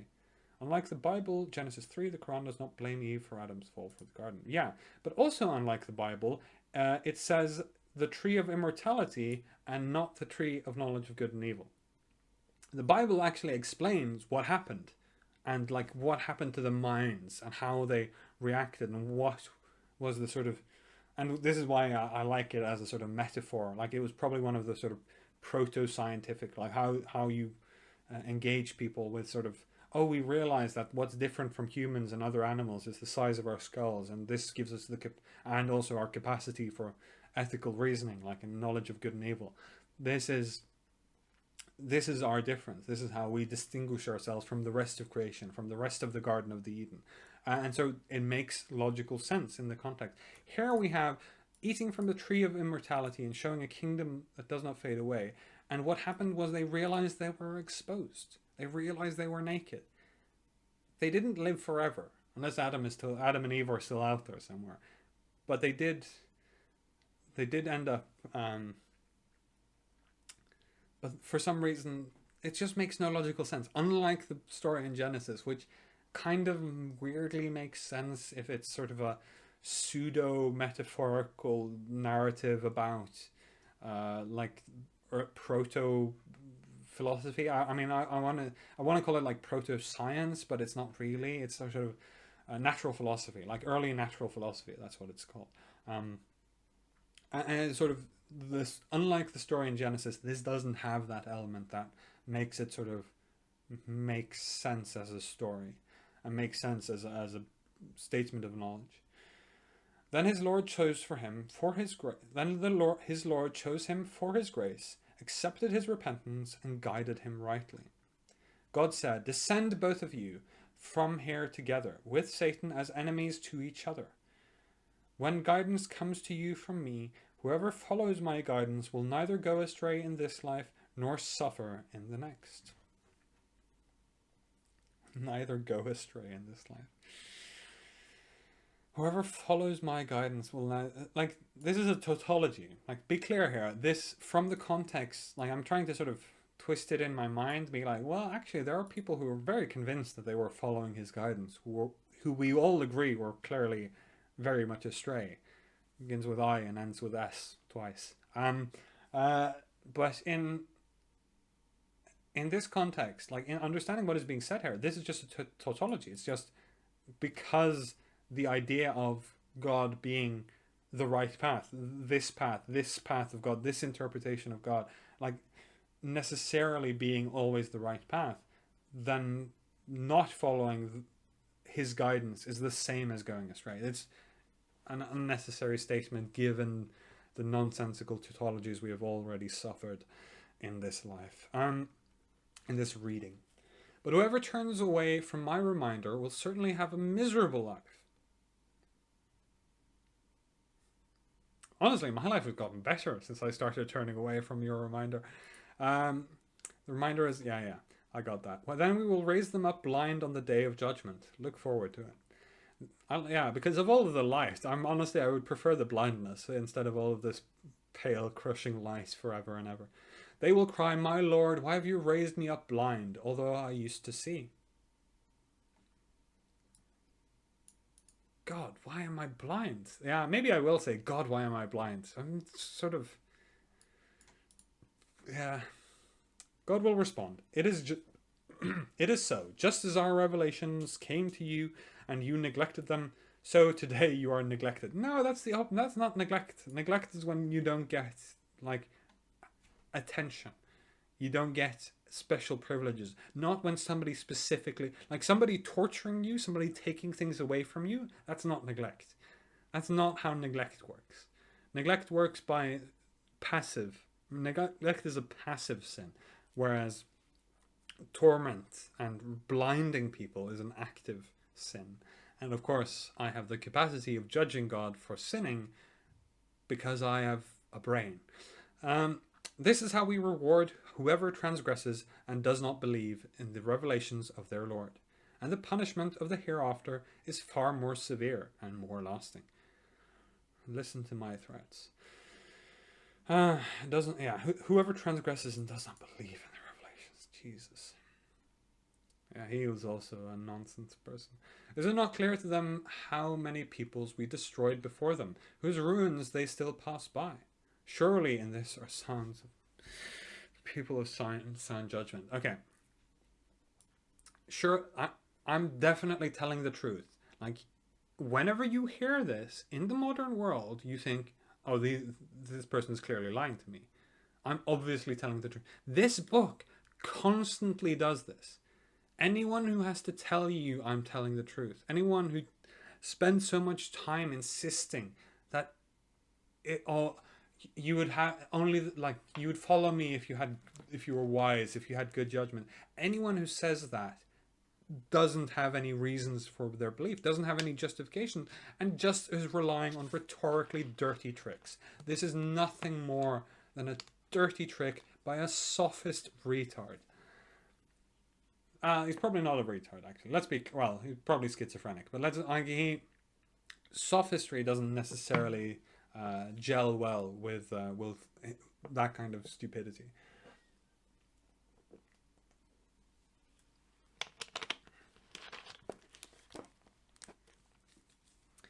Had it not been for, yeah, I should actually take a note here. The reason this is clearly not a good sign for anyone with sound judgment is the fact that other civilizations have been destroyed, have been felled by nature, does not indicate that nature is in any way sentient. Is it not clear to them how many people used to exist? Yes, it is amazingly clear. Surely in this there are signs of people. Yes, there are signs that God does not care. That God is simply, like, maybe that's the sign. Maybe that's the sign. Maybe that's the sign that we're supposed to take in amongst ourselves. And this is like the, like I've been talking about earlier, the abuse of God. Instead of saying it outright, you say it in these sort of subtle niceties. Because here the sign is, well, sure, like, God is clearly a capricious, evil asshole who doesn't care about the innocent, who doesn't care about good deeds. Clearly, there were some people, surely there were some good, innocent people, some children, some babes at their mother's arms when the flood of Noah, or all of the other like all of the previous civilizations we have seen, all of the ruined civilizations we have seen, all the ruins of cities we have seen, especially like in the region, like this, some of the earliest civilizations in the world were in the Middle East. So presumably quite a lot, like there probably are ruins out there in the desert we still haven't found. um, and I have my personal pet theory that there are definitely ruins underneath the Persian Gulf, or in the Persian Gulf, of some of the first cities. I almost certainly expect there to be that. But they're probably like ruined evidentiary wise. But like, yeah, this seems to be the sign. The sign is, well, clearly this is an evil God. Clearly we are ruled by an evil, cruel, capricious God. Surely you should see from the signs that we are ruled by this cruel, capricious God who will kill innocent people, who will torture innocent people for no real reason other than sort of collateral damage. So yeah, what, you should worship him. You should spend all of your life and effort praising him, because he's clearly an abusive piece of shit and he's got all the powers. He's got all the cards. Um, Surely this is the sign for the people of cowardly disposition. Tyrants bleed. Do not willfully submit. Like, this is one of the, where it's sort of, like, when I'm saying Islamophobe, it's slightly tongue in cheek. It's slightly tongue in cheek. But this is where it isn't tongue in cheek.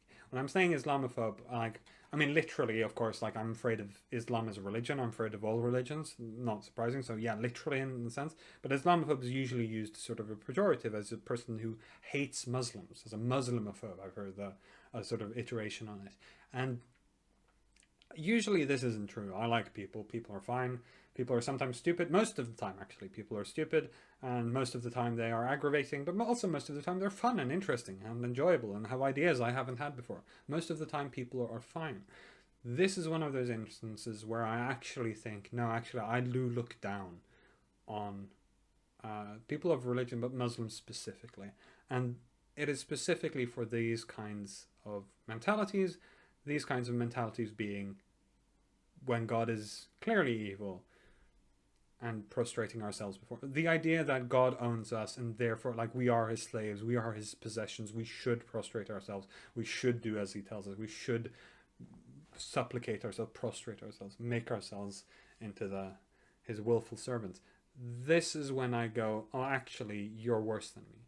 You have worse moral character than me. You worse moral fiber than me. You aren't willing to stand up to oppressors, to tyrants. You are slaves. You are clearly the kinds of people who deserve slavery because you are not willing to rise up against it. I say that with like knowing full well that there were many people who didn't deserve slavery who were also unwilling to rise up against it. But for me, it's like this kinds of mentality that I hear. I've never heard really from Christians, at least not like actually talking to them.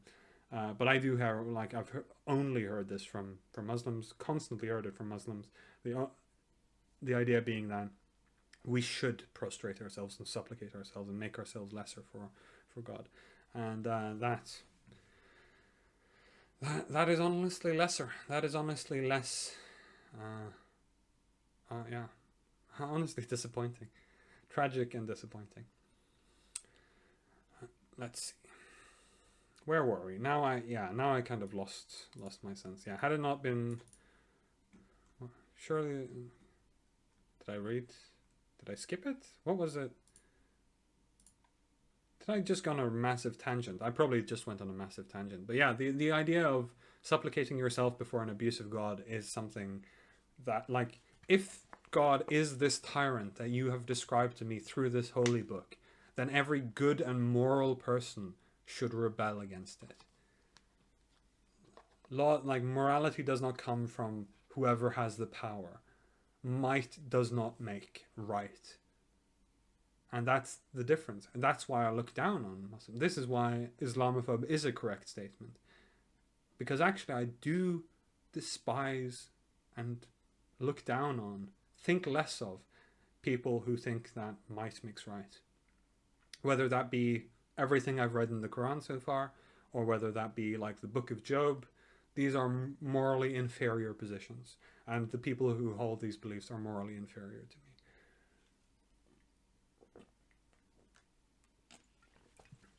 But that joyful little tangent out of the way, depressive little realization that actually I do hate you all of you watching, all of you gleefully typing out your many, many comments. I do genuinely, on some level, I do look down on you. Yeah, so true colors shown. Let's go on. It's not clear how many destroyed. Had it not been from a prior decree from your Lord that he will delay their judgment until the hereafter, a prophet and a term already set in their instant doom would have been inevitable. Well, I mean, yeah, good they added instant here, because doom would have been inevitable regardless. Had it not been for a prior and a term already set. Yeah, God is so capricious that if not for the promise that it'll only be in the afterlife, God would literally go around punishing, which would have been better. It would have been more corrective. And also, this statement kind of argues against this idea, this metaphor being used of, oh, God is a teacher, and why would he give you the answer to the test while we're doing the test? Clearly, that's what God wanted to do, but he gave us this promise to only punish us in the hereafter. It's like, instead of punishing us continuously and to a lesser extent every time, much more reasonable. Also, much better proof of your own existence rather than this ridiculous use of vague ambiguities. But there we are. So be patient, O prophet, with what they say, and glorify the praises of your Lord before sunrise and before sunset, and glorify him in the hours of the night and at both ends of the day, so that you may be pleased with the reward. Rest of the times of the 5 daily prayers. Yeah, I got that. Literally all of these footnotes, literally designed for children. Do not let your eyes crave what we have allowed some of the disbelievers to enjoy, the fleeting splendor of this worldly life, which we test them with. They have good things. We haven't. It's not that we led them right way. They have good things because it's a test. Everything is proof, which we test them. Your Lord's provision in the hereafter is far better and more lasting. Bid your people to pray, be diligent in observing it. We do not ask you to provide. It is we who provide for you. I like that that's capitalized. And the ultimate outcome is only for the people of righteousness. And the ultimate outcome is only for the people. They demand, if only he could bring us a sign from his Lord. The pagans of Mecca were not satisfied with a literary miracle in the form of the Quran. So they asked for a tangible miracle. And yeah, because writing something pretty isn't a miracle. It's just a creative. And an illiterate person writing something or telling an interesting story in an interesting way, using interesting, new, innovative language, is exactly what you'd expect. Exactly what you'd expect. Have they not already received a confirmation? What? No, haven't. This either refers to the biblical stories confirmed by the Quran or the prophecies of Muhammad in the Bible. Prophecies of Muhammad in the Bible. Okay. Some Muslim scholars cite Deuteronomy, Isaiah, and John as examples of the description of Prophet Muhammad. Bible scroll. Yeah, I kind of want to look it up now, but I don't have my Bible here with me, and also it's in Norwegian, so it takes a little bit of time for me to translate some of the names because we don't do these Deuteronomy. I think it's the second. We do first, second, third, and fourth. I think it is books of Moses, or is it 5 books of Moses? I don't remember. So yeah, it's hard to look up, but still, that's not the reason. I just can't be bothered. But yeah, okay, so the point I wanted to make here was, have they not already received a confirmation? Did they not already know about the text of the Bible, which had the proof in it? If somebody tells you that a miracle happened, okay, I'm going to do this a trick. Once upon a time, I turned water into wine. Clearly this proves that God, I can do miracles. And so clearly this proves that God agrees with me when I say that people, like I said, God, if you think that people shouldn't follow you, people should make up their own minds and use their own reason to understand morality instead of following this list of dictums as if that's better, as if that actually helps, instead of just making people impose their own bigotry on this list. Instead, people should actually critically examine their belief. God, if you want this to actually happen, let me turn water into wine. And lo and behold, God made it so that the water became wine. Therefore, I did a miracle. And therefore, you should believe that you shouldn't believe in God. Therefore, you should believe that this is nonsense. Therefore, you should believe that the Quran is not the word of God. It's just the invention of a political philosophy. Because I did a miracle. And clearly, how would I lie about God? How could I dare to lie about God? Again, I'm just using the same. Words are cheap. I'm showing you how cheap they are by showing you how easily I can. God did not strike me down. No, of course not. Why would he? He's too busy murdering babies.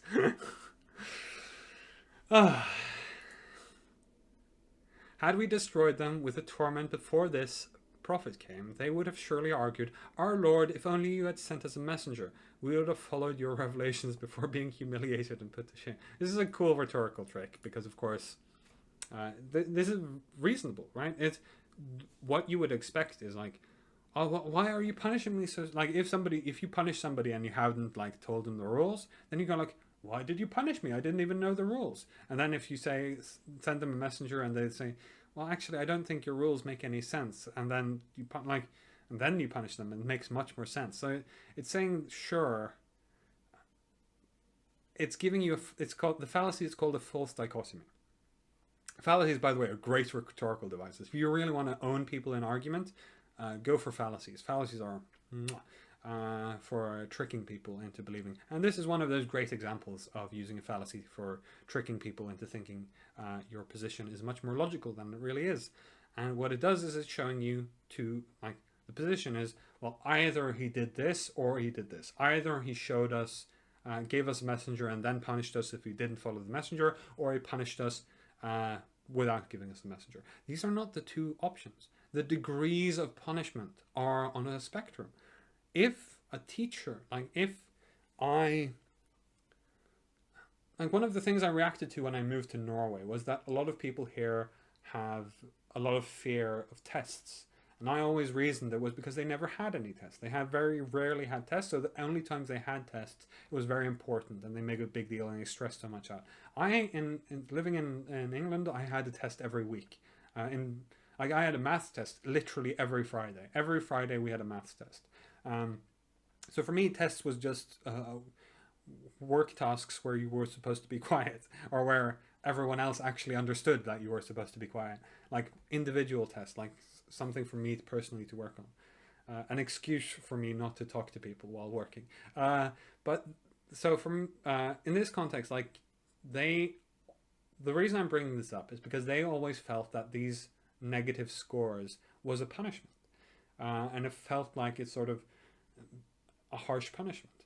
Now, in contrast, God literally wants to punish you for I don't know, forever is probably not true. I've only gotten one line which indicates forever. Most of the other lines indicate for an inconceivably long time. Fair enough.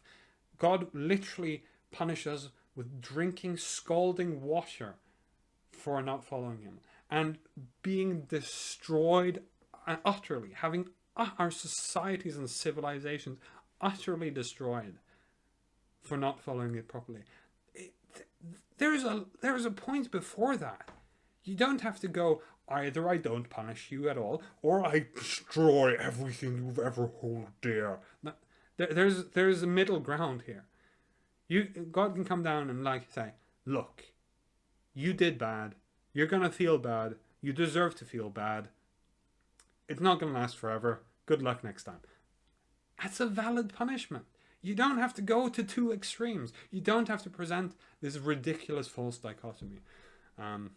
Unless, of course, you're trying to manipulate loads of gullible people into believing your nonsense. Then you do have to present this false dichotomy.